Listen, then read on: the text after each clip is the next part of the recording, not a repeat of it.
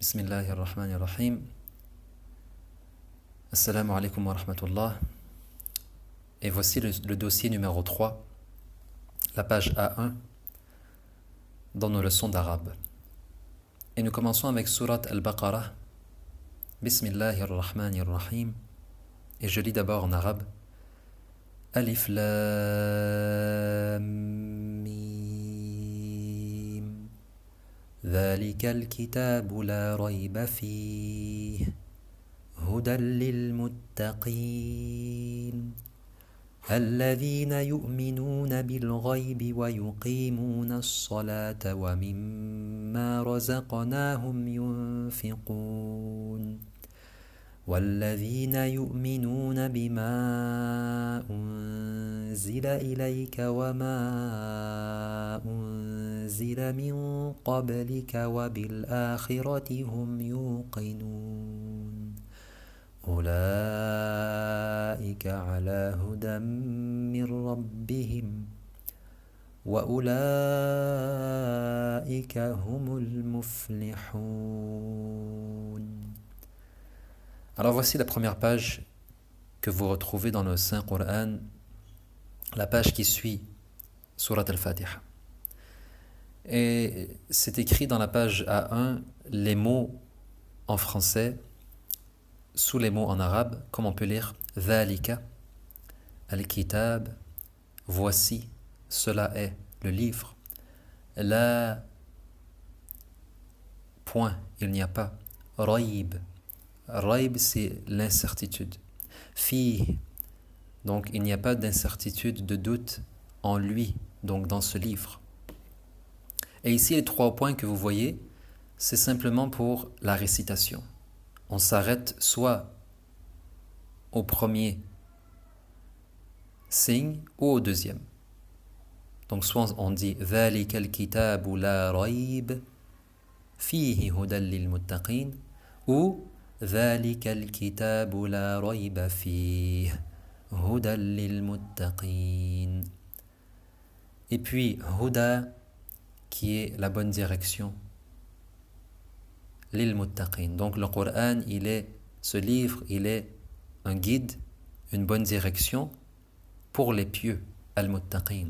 Al-Lavina. Et Allah maintenant nous parle de qui sont ces muttaqin. Quand Allah mentionne une catégorie de gens dans son livre, il explique les qualités, les vertus, les caractéristiques de cette catégorie de gens. Donc Allah nous dit qui sont les pieux, allavina, ceux qui yu'minun, ils croient. Ils croient en quoi? Bil ghaib. Et al ghaib, c'est le caché, c'est ce qu'on ne voit pas. Ça peut faire référence à Allah. Certains savants ont dit que ça fait référence à l'au-delà. Tout cela pour dire que le croyant, que le pieux, d'abord et avant tout, il est doté d'une croyance. Il croit fermement dans ce qu'il ne voit pas, mais ce qui existe sans aucun doute. Ils croient au caché, وَيُقِيمُونَ الصَّلَاةِ et ils accomplissent la salah, la prière. وَمِمَّا et de ce que رَزَقْنَاهُمْ et de ce que nous leur attribuons. يُنْفِقُونَ ils dépensent. Et qui sont-ils aussi? Allah nous dit وَالَّذِينَ يُؤْمِنُونَ et ceux aussi qui croient بِمَا أُنزِلَ إِلَيْكَ en ce qui a été révélé, descendu à toi. Et aussi ce qui a été révélé, descendu avant toi. وَبِالْآخِرَةِ هُمْ يُوقِنُونَ et dans l'au-delà, ceux-ci ont la certitude.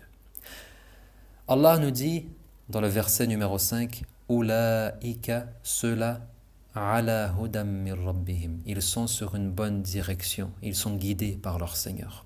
Wa ulaika, et ceux-là, humul muflihun. Ce sont ceux-là qui ont réussi. Ce sont ceux-là qui réussissent. Et maintenant, on passe à la feuille A2 et on lit ensemble le vocabulaire. Dhalika, cela. Kitab. Et on voit que le mot kitab dans le Coran s'écrit avec ce petit trait qui signifie un alif. On avait parlé du alif khinjari. Il s'écrit aussi kitab, donc avec le même alif mais plus apparent. Kitab veut dire livre. Et le pluriel est kutub. Du verbe kataba, yaktubu. Kataba, c'est au passé, donc à l'accompli, le mardi qu'on appelle. Et yaktubu, c'est au présent, donc l'accompli, qu'on appelle en arabe mudari'. Et puis on a les mots raib, incertitude, fi, qui est une préposition qui signifie entre autres dans, à l'intérieur, en. Fihi, en lui. Donc le hi à la fin, le petit h, est un pronom qui renvoie dans la sourate qui renvoie au mot livre. Donc au lieu par exemple de dire fil kitab dans le livre, on dirait fihi dans le livre. Donc le livre qui a été mentionné auparavant, qui est le Saint Coran. Allavina, ceux qui, et au singulier allavi, celui qui. La feuille numéro A3 maintenant. Yu'minuna, croit, du verbe amana. Yu'minu, croire. Amana, yu'minu. Et de ce verbe, on peut tirer les mots croyant, mu'min, croyante, mu'mina, croyant au pluriel, mu'minun. Et on tire aussi le mot foi, la croyance, iman. Et on tire aussi le mot amana. Donc amana est relié à la foi, donc le dépôt. Et donc la croyance, la foi est un dépôt dans notre cœur. Et aussi celui qui est croyant, il respecte al-amana, il respecte le dépôt de confiance qu'on met en lui. Ou le dépôt, c'est-à-dire quelque chose de matériel qu'on te confie, tu le respectes. Tu ne vas pas trahir la confiance d'autrui. Et dans les paroles prophétiques, quand le messager, sallallahu alayhi wa sallam, dit « la yu'minu », donc on conjugue le verbe yu'minu, donc le verbe croire. La yu'minu, ça veut dire littéralement il ne croit pas. Dans plusieurs hadiths, le prophète Mohammed sallallahu alayhi wa sallam dit par exemple Wallahi la yu'minu, ou il dit la yu'minu, il dit ne croit pas. Le prophète parle d'une catégorie de gens en particulier et il dit ne croit pas. Donc ces gens ne croient pas. En voulant dire que ces gens n'ont pas la foi complète. Ils n'ont pas une foi accomplie. Leur foi laisse à désirer.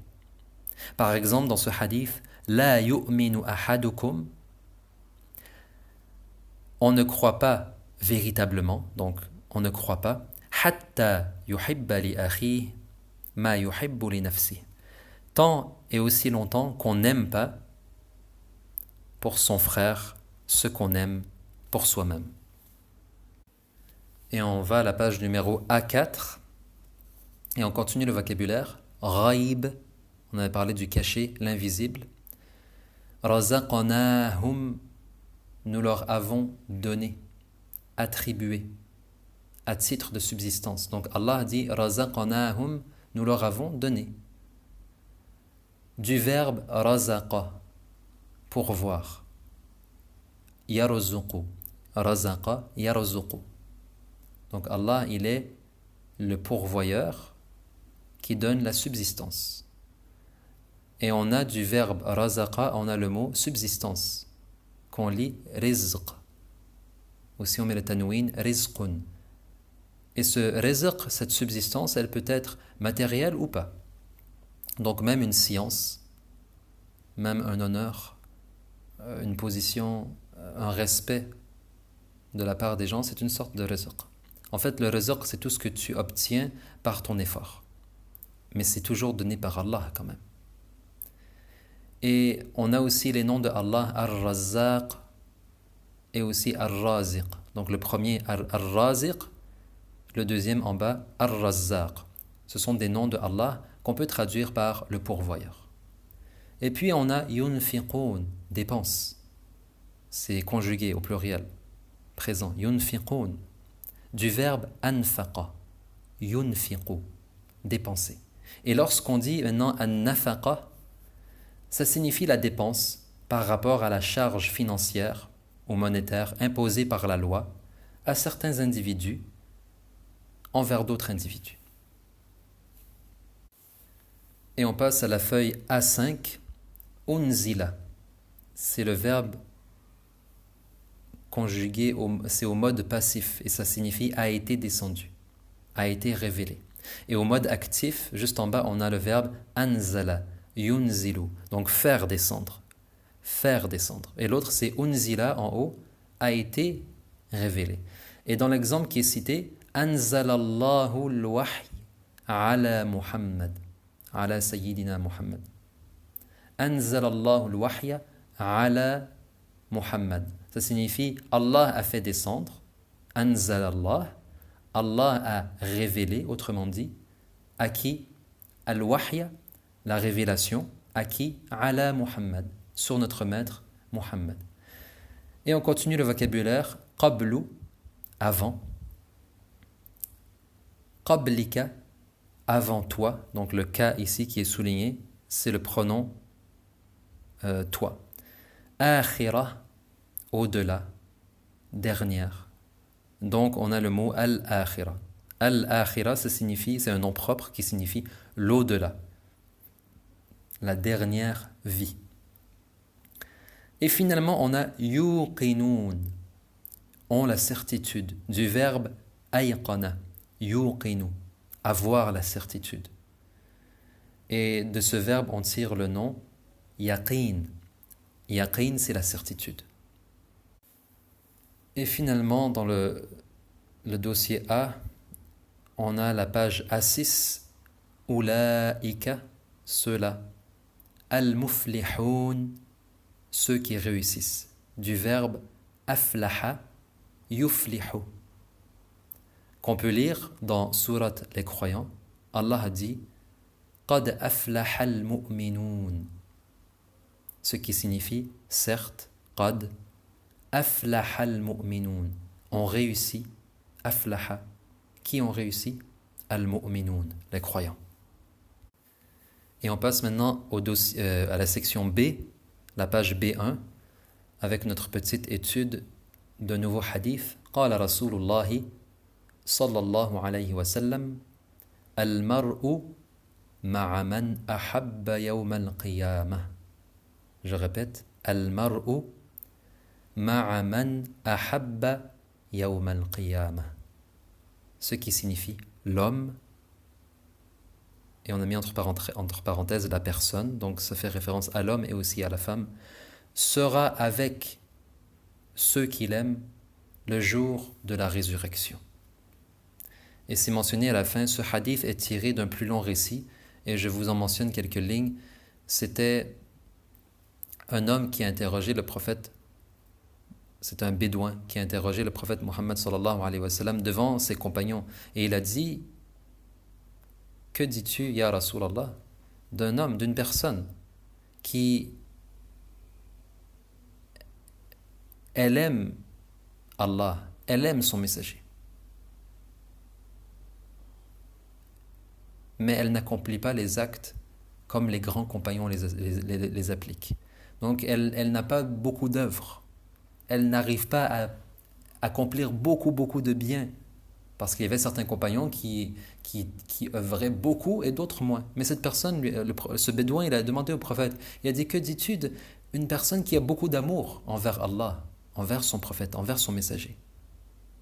Il a cet amour dans son cœur, mais les actions ne sont pas nécessairement toutes nombreuses. Alors le prophète, il lui a dit: Al-mar'u, la personne, l'homme, sera ma'a man ahabba, il sera avec ceux qu'il aime. Yawm al-qiyamah, le jour de la résurrection. Et ça a été mentionné que c'était un des jours de fête chez les compagnons, ce jour où ils ont entendu cette parole. Et celui qui rapporte le hadith, il a dit: car moi je sais que j'aime le prophète, et je sais que j'aime Abu Bakr, et je sais que j'aime Omar, qui étaient des compagnons qui pratiquaient beaucoup. J'ai cette certitude dans mon cœur que je les aime. L'amour, il est certain. Par contre, les actes, ils ne sont pas toujours certains ou ils ne sont pas toujours présents. Mais mon amour, il est sûr et certain. Et donc, les compagnons, comme ils aimaient tous le prophète, ça les a soulagés d'entendre cette parole du prophète. Al-mar'u ma'a man ahabba yawm al-qiyamah. La personne sera avec ceux qui l'aiment au jour de la résurrection. Et on passe à la feuille B2 du vocabulaire. Al-mar'u, on l'a déjà vu. Maintenant, il y a ma'a, avec. Man, qui, par exemple, on a cité deux exemples. Man anta, qui es-tu? Ou man ya'budullah, qui adore Allah? Et la réponse serait al-mu'min, al-muslim, le musulman adore Allah.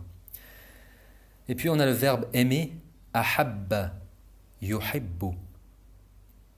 Aimer, par exemple, en mode conjugué au présent, on a je, par exemple si je dis j'aime, uhibbu. J'aime, uhibbu. J'aime Allah, uhibbu Allah. Je t'aime, si je dis juste je t'aime, uhibbuka. Et si je parle à une femme, uhibbuki. Si je parle à un groupe, uhibbukum. Et si je veux dire que je les aime en Dieu, donc en vue de l'agrément de Dieu, je dirais uhibbuka fillah. Et finalement, à la fin de la feuille B2, yaoum, jour, et au pluriel, ayyam. D'où le nom yaoumul qiyam, qui est un nom propre, qui est un des noms du jour dernier, le jour de la résurrection. Et maintenant, on passe à la section C, où on étudie le livre Al-Dhakhira al-Musharrafa, le livre de Habib Omar, qui est une explication du minimum obligatoire, comme on avait vu. Et on a Arkanul Iman Sitta. An tu'mina billahi wa malaikatihi wa kutubihi wa rusulihi wa bil yawmil akhir wa bil qadari khayrihi wa sharrihi min Allah ta'ala. Qu'on traduirait par les piliers de la foi sont 6. Que tu crois en Allah, en ses anges, en ses livres, en ses messagers, au jour dernier et à la destinée, que son bien et son mal sont par la volonté d'Allah. Arkanul Iman, les piliers de la foi. Sitta, 6. An tu'mina, que tu crois. Billahi, en Dieu, en Allah. Wa malaikatihi, en ses anges. Wa kutubihi, et en ses livres. Wa rusulihi, et en ses messagers. Wa bil yawmil akhir, et au jour dernier. Wa bil qadari, et en la destinée. Khayrihi, son bien. Wa sharrihi, son mal. Min Allahi ta'ala, donc de Dieu, donc le bien et le mal sont par la volonté de Allah. Et on passe au vocabulaire, la feuille C2, Sitta, 6, le chiffre 6, Malaika, ange, et on a aussi le mot Malak, ange, et non pas Malik, parce que Malik ça signifie roi, mais plutôt Malak, c'est un ange, Akhir, dernier, opposé à Awwal, Awwal qui veut dire premier. D'où ces deux noms de Allah, Al-Awwalu wal-Akhir, le premier et le dernier. Et dans le sens qu'il n'a pas de début à son existence, ni de fin, qu'il subsiste à lui-même, et son existence, bien sûr, ne dépend pas du temps. Et en dernier, à la fin de la feuille C2, on a le mot Qadar. Et Qadar, ça signifie ce qui arrive dans ce monde selon la prédestination de Allah, donc selon sa volonté et sa science. Et on termine ce dossier, le dossier numéro 3, par la feuille C3. Khayr, bien. Al-khayr, le bien. Shar, mal. Ash-shar, le mal. Donc on ajoute l'article alif lam et ça donne bien le bien, mal le mal. Et finalement, on termine avec on dit Allah Ta'ala. Quand on dit Allah Ta'ala, qu'est-ce que ça veut dire? Ça veut dire Allah le transcendant, Allah le très haut. Dans quel sens? Dans le sens que Allah, il est au-dessus de tout ce qu'on peut lui attribuer. Donc, faussement ou injustement. Parfois, une personne va parler de Dieu et elle va mal s'exprimer. C'est possible qu'elle soit ignorante. Ou c'est possible qu'elle soit injuste envers elle-même et qu'elle parle de Allah en utilisant des termes qui ne conviennent pas. Et donc on dit Allah Ta'ala, il est au-dessus, il transcende tout ce qu'on peut lui attribuer, il est parfait. Il est exempt d'imperfection. C'est dans ce sens-là. Walhamdulillahi Rabbil Alamin. Donc c'est la fin du dossier numéro 3. Barakallahu fikum. Wassalamu alaikum wa rahmatullah.